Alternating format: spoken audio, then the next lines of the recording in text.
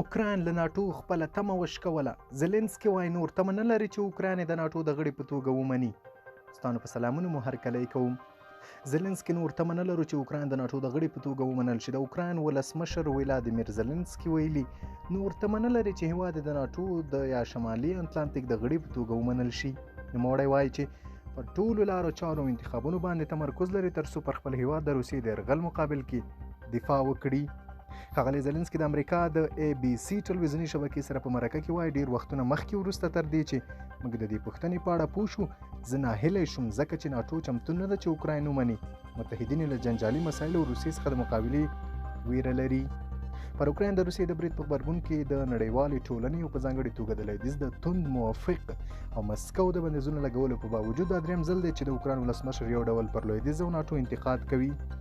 پر اوکراین د روسیې تر برید یوه ورځ وروسته ښاغلي زلنسکي پر خپل ټویټر پاڼه ولیکل چې هیواد کې د روسیې د یرغل په مقابل کې یوازې پاتې دی.